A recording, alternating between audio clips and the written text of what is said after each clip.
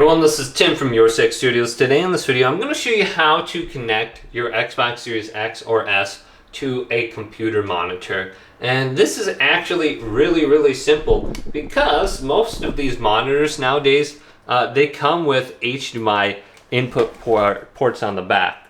So if you look at all these different ports, I got 3 of them. So this one just uses HDMI. So it would be like connecting your TV to your TV monitor.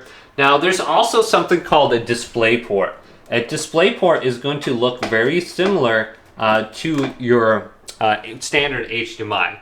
So I have a display port right here, and let's see if I can unplug this, and it's kind of hard to get out because I have to press this down. But you can look at this. This is a display port. Now this is probably what you're going to be using with your more higher end 4K monitors, display ports. My computer uses these. And it's not the same as an HDMI. Now, if your computer monitor only uses display ports, you're going to have to get an HDMI to display port adapter. And those are relatively easy to find just online. And it shouldn't cost you too much, maybe like 15 to 20 bucks. So take an HDMI signal and put it into a display port. And you might be still using one of those like old school VGA or DVI connections.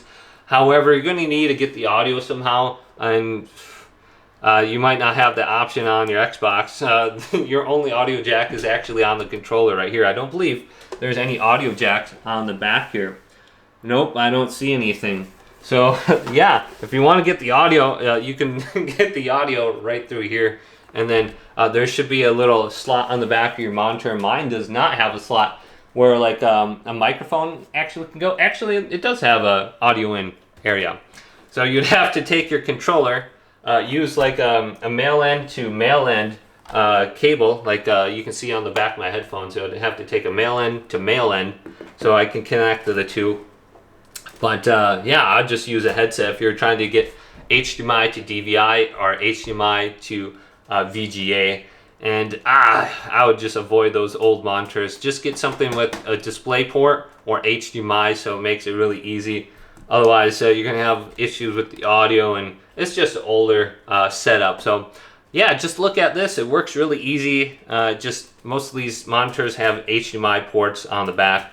When you buy it, just make sure that it does have the HDMI option. Otherwise, to get the adapter HDMI to what is it called, display port. So if I go on over to my computer right now, I can just go to Amazon.com and let's just see how much those cost if we do have those as an option. So let's go HDMI to display port cable, and this one only costs $7 on Amazon for the basic one. Now this one says it's only 4K at 30 hertz. You want something at 4K at 60 hertz. So you want something a little bit better than that.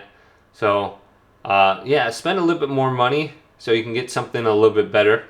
Otherwise you're going to be limited. So yeah, this one is $10 right here, and it supports 4K at 60 hertz. So don't get the cheap one on the top. Get this one down here, and then you should be good to go with your monitor.